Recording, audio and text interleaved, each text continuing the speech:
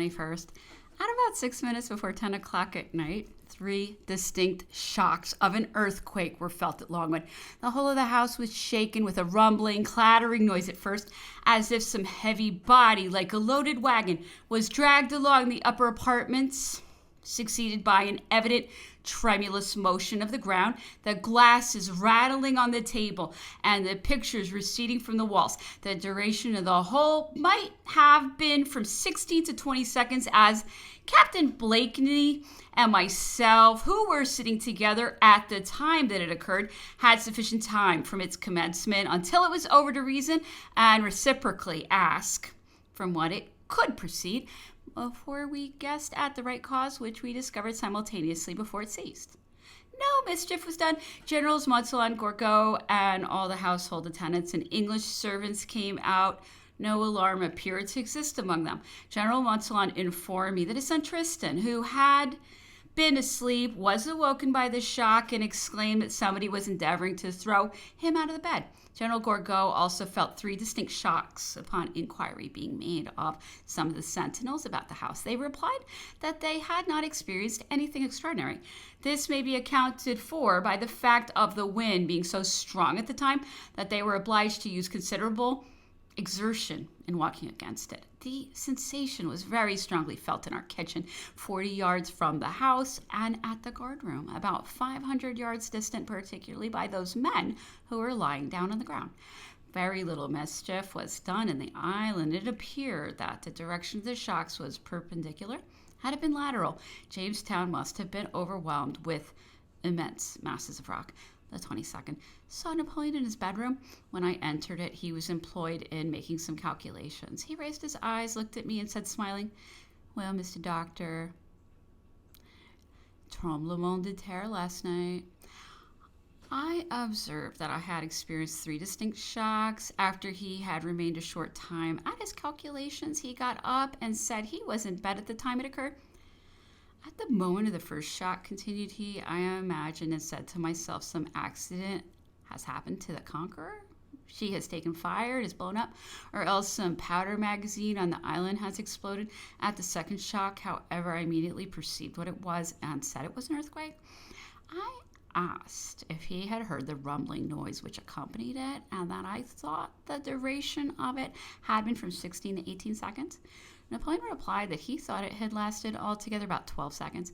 He mentioned that he had felt the shock of an earthquake once before at Ferrara at the break of day.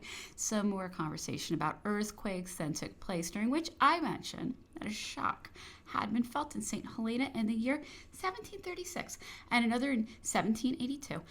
I said that it was likely the fanatics and the superstitious in the islands would attribute the earthquake to his presence. For the Portuguese had said that the strong and destructive south wind, which prevailed at Madeira in 1815 when the Northumberland arrived off Funchal, and had done so much mischief, had been produced by his arrival.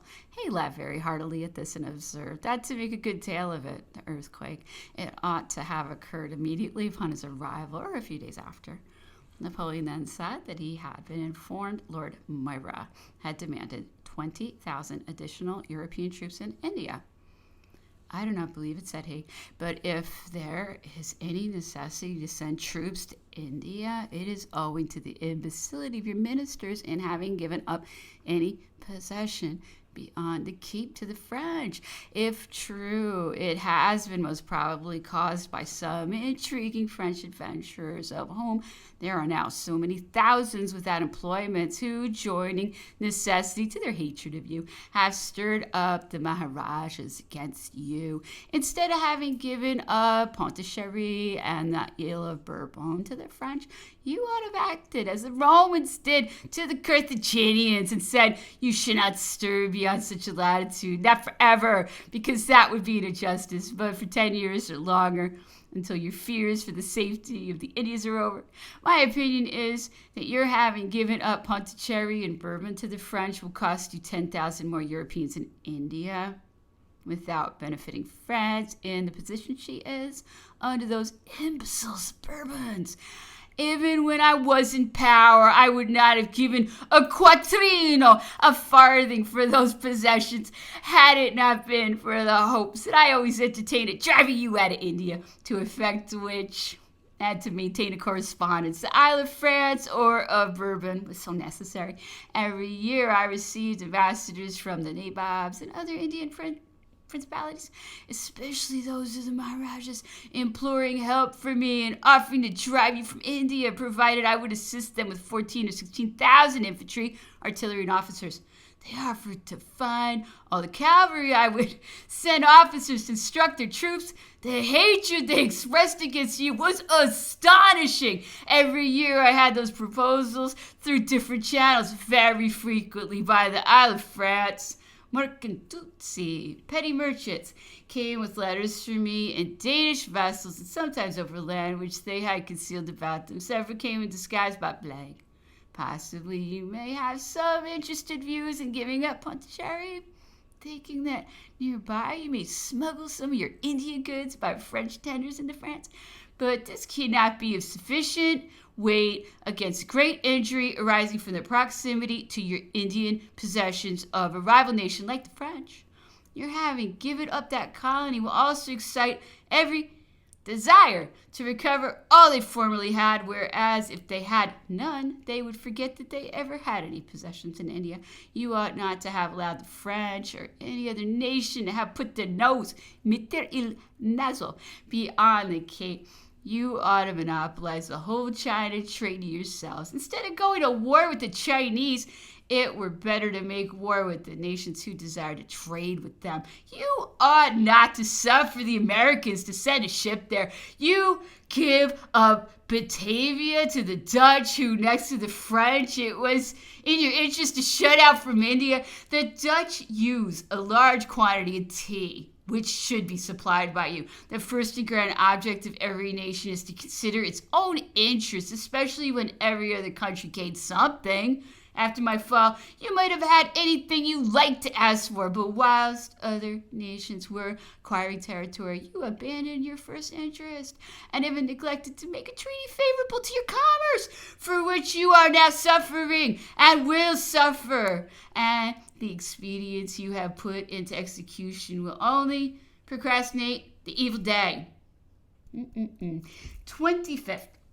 Napoleon sent for me in the evening about 8 o'clock, found him in his bedroom. He complained of slight headache and a pain in the right side of the face, which he said he had felt immediately upon going into the garden in consequence of the effect of the wind, and which had prevented him from staying out more than a quarter of an hour. He had some nausea and ate scarcely anything at dinner. After I had recommended him what I thought advisable, he asked me, as he had done some time before, of what kind of temperament I took him to be.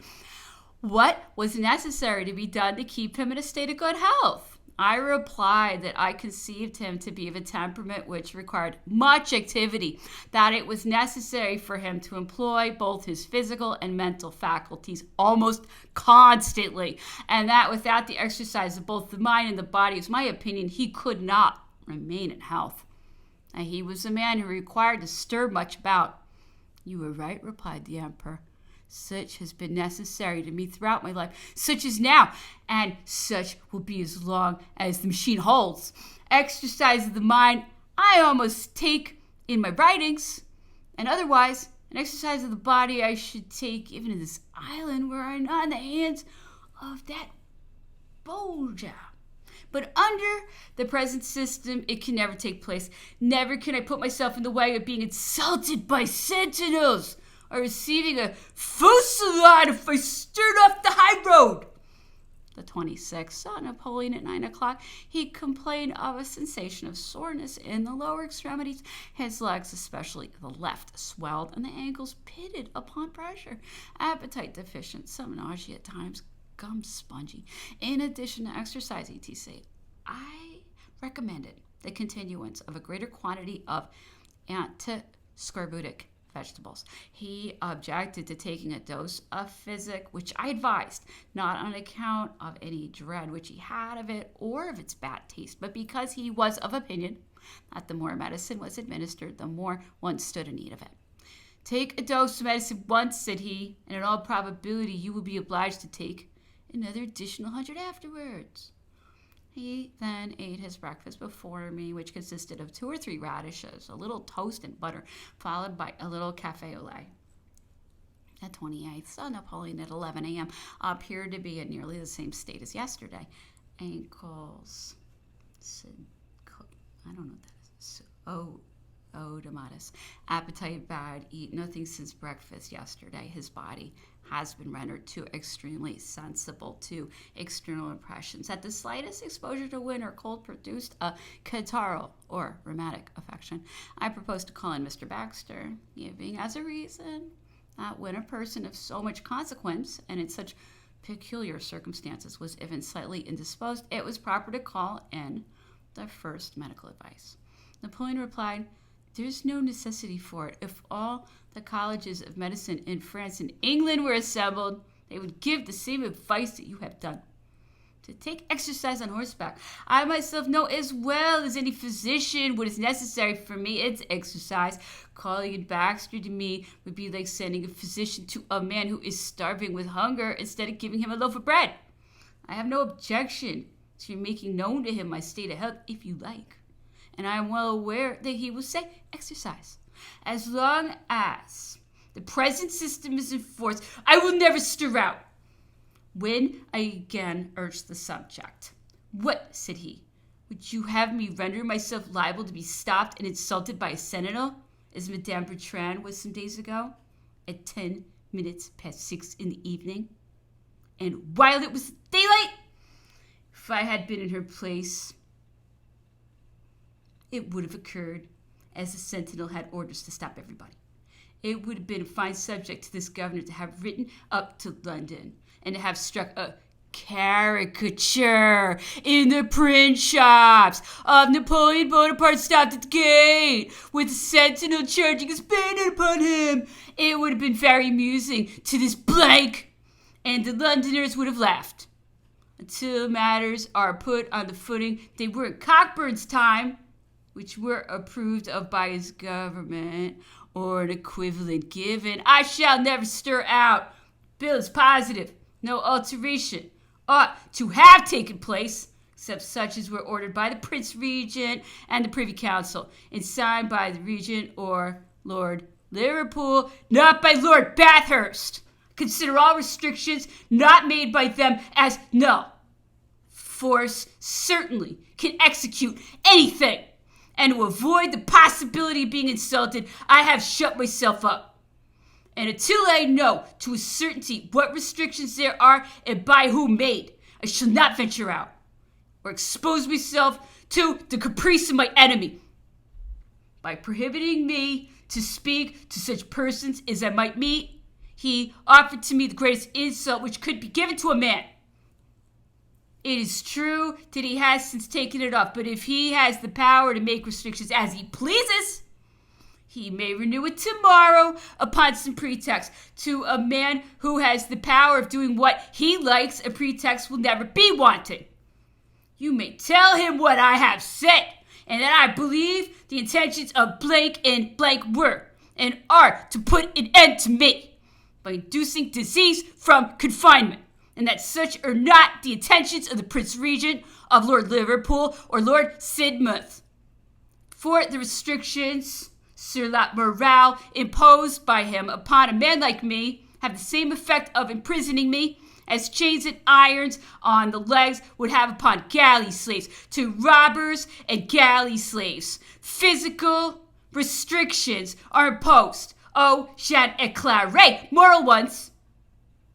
There is not a little lieutenant in that regiment who would go out if I subjected myself to the restrictions imposed upon me. I asked the ambassador, would you, my lord, go out under the restrictions of not speaking more to any person you met than, how do you do? Unless in the presence of an officer, is it true that he has taken this off, but he may put it on again according to his caprice?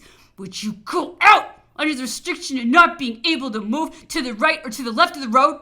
Would you stir out under the obligation of coming in again at 6 o'clock in the evening? or otherwise run the risk of being stopped by sentinels at the gates? He replied instantly, Non, je ferai comme vous. Je resterai dans ma chambre. I would do what you do and I'd stay in my chamber. There are different ways of assassinating a man. The pistol, the sword, poison, or morally assassinating, as blank doing to me. It is the same in the end, except that the latter is the most cruel. When the admiral, who was a man de caractère, hard character, was here, you recollect what different kind of life I led. I rode out 4 or 5 times a week, saw company, and even invited English officers, ladies, and others to dine. In the admiral, I had confidence. His word I believed, and not the slightest suspicion of sinister designs ever entered my head, parce qu'il avait la marche droite et sincère, rien de toute ruse et tracassant, because he seemed upright, and he wasn't torturing and tricking.